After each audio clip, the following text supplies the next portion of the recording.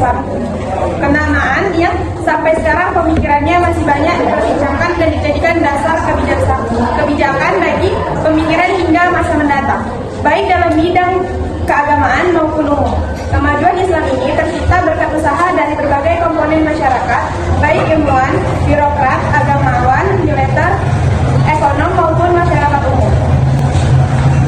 Pada masa pertengahan yang diawali dengan runtuhnya Abbasiyah di Baghdad akibat serangan tentara Mongol yang dipimpin oleh Hulagu Khan pada tahun 1258, hingga akhirnya kekuatan politik Islam mengalami kemunduran yang sangat drastis. Wilayah kekuasaan tercabik-cabik dalam beberapa kerajaan kecil, sehingga antara yang satu sama yang lain saling memerangi.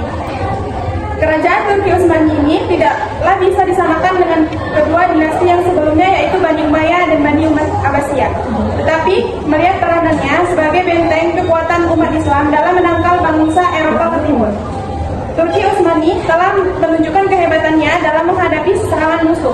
Serangan perluasan yang dilakukannya langsung masuk ke wilayah penting, termasuk penaklukan Konstantinopel. Selain dari itu, Turki Utsmani dianggap sebagai dinasti yang mampu menghimpun kembali umat Islam setelah mengalami kemunduran ilmu, pengetahuan, dan politik. Sejarah berdirinya Turki Utsmani. Dinasti Turki Utsmani berasal dari suku Boyik Agus yang dipimpin oleh Sulaiman Shah, upaya menghindari serangan Mongol yang sedang berusaha menguasai dunia Islam. Sulaiman Shah dan sukunya meminta perlindungan kepada Jalaluddin atau dinasti Khawarizmi Shah di Transoxiana. Jalaluddin meminta agar Sulaiman dan anggota sukunya tinggal di Asia Kecil, masih dalam menghindari serangan Mongol. Kemudian mereka pindah ke Syam. Dalam jangka waktu kira-kira 3 abad, mereka pindah ke Turkistan, kemudian Persia dan Irak. Mereka masuk Islam sekitar abad ke-9 atau ke-10 ketika mereka menetap di Asia Tengah di bawah tekanan serangan Mongol pada abad ke-13 Masehi. Mereka melarikan diri ke daerah barat dan mencari tempat pengungsian di tengah saudara-saudara mereka. Mereka mengabdikan diri kepada Sultan Alauddin II, Sultan Seljuk yang kebetulan sedang berperang melawan Bizantium.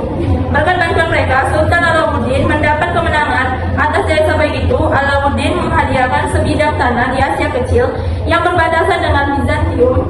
Sejak itu, mereka terus membina wilayah barunya dan memilih kota Syukur sebagai ibu kotanya. Sejarawan mencatat bahwa Turki Utsmani berdiri pada tahun 1281 Masehi, terletak di daerah Asia Kecil. Pendirinya adalah Utsman bin Ertuğrul. Pasukan Ertuğrul memperoleh gelar Muqaddimah Sultan, sedangkan Ertuğrul sendiri digelari Sultan Oki atau Kening Sultan. Setelah Ertuğrul wafat pada tahun 1289 Masehi, kepemimpinan dilanjutkan oleh putranya Utsman pada tahun 1300 Masehi. Mongol menyerang dinasti Seljuk dan Sultan Alauddin II mati terbunuh. Sepeninggal Sultan Alauddin II, Seljuk terpecah menjadi dinasti-dinasti kecil. Dalam keadaan demikian, Utsman menyatakan kemerdekaannya dan berkuasa penuh atas daerah yang dikuasainya. Maka sejak itulah kerajaan Utsmani dinyatakan berdiri dan penguasa pertamanya adalah Utsman, yang disebut juga dengan Utsman I. Utsman I mengumumkan dirinya sebagai Padiansyah Ali Utsman atau Raja Besar Keluarga Utsman. Tahun 699 Hijriah atau 1300 Masehi, setapak demi setapak wilayah kerajaan dapat diperluasnya. Setelah Utsman meninggal, selanjutnya digantikan oleh Orkan pada tahun 726 Hijriah sampai 1326 Masehi. Pada masa pemerintahannya, kerajaan Turki Utsmani dapat menaklukkan Izmir atau Smyrna tahun 1327 Masehi. Tawasyantni 1330 Masehi, Uskandar 1338 Masehi, Ankara 1354 Masehi, dan Gallipoli 1356 Masehi. Daerah ini adalah bagian benua Eropa yang pertama kali diduduki kerajaan Utsmani. Faktor penting yang menduduki atas keberhasilan dalam melakukan ekspansi adalah keberanian, keterampilan, ketangguhan, dan kekuatan militernya yang sanggup bertempur kapan dan dimanapun berada. Setelah Orkan meninggal, kemudian digantikan oleh Murad I yang berkuasa pada tahun 761 Hijriah sampai 1359 Masehi, 789 Hijriah sampai 1349 Masehi. Selain memantapkan keamanan dalam negeri, ia melakukan perluasan ke daerah benua Eropa. Ia dapat menaklukkan Adrianopel, kemudian dijadikannya ibu kota kerajaan yang baru. Makedonia, Sofia, Salonia, dan seluruh utara bagian Yunani. Merasa cemas terhadap kemajuan ekspansi kerajaan ini ke Eropa, Paus mengorbankan semangat perang. Sejumlah besar pasukan sekutu Eropa disiapkan untuk memukul mundur Turki Utsmani. Pasukan ini dipimpin oleh Sigismund, Raja Hongaria. Namun Sultan Bayezid I 1989 sampai 1403 Masehi, pengganti Murad I dapat menghancurkan pasukan sekutu Kristen Eropa tersebut. Peristiwa ini merupakan catatan sejarah yang amat gemilang bagi umat Islam. Perkembangan pendidikan Islam pada masa Turki Utsmani.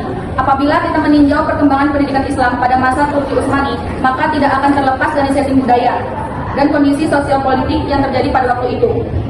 Pada masa itu berkembang pula ajaran-ajaran tarekat yang paling besar, yakni tarekat Al-Bektashi dan Al-Maulawi. Kedua tarekat ini memiliki pengaruh pada wilayah yang berbeda. Tarekat Al-Bektashi sangat berpengaruh di kalangan tentara Yanesari, sementara Al-Maulawi berpengaruh di kalangan penguasa. Sufisme pada masa ini sangat digemari oleh umat Islam, sehingga mengalami perkembangan yang cukup pesat. Karena frustasi yang merata di kalangan umat karena hancurnya tatanan kehidupan intelektual dan material akibat konflik-konflik internal dan serangan tentara Mongol yang membabi buta, menyebabkan orang kembali kepada Tuhan dan bersikap fatalistis. Pada masa abad pertengahan, pendidikan Islam mengalami kemunduran dan masyarakat lebih memperdalam tasawuf akibat kefrustasiannya terhadap kondisi yang ada. Kurikulum pendidikan pada masa ini bukan kurikulum yang resmi, sehingga kalau lahir seorang sarjana yang dapat mengarang kitab orisinil merupakan hal yang istimewa karena pada abad pertengahan ini tidak memiliki kurikulum yang konkret. Dan metodenya pada masa ini lebih pada metode hafalan-hafalan saja. Lembaga Pendidikan Islam. Perkembangan lembaga pendidikan Islam di Turki Utsmani tidak hanya sekolah dasar saja yang berkembang, melainkan madrasah-madrasah dan perguruan tinggi mengalami perkembangan yang cukup signifikan.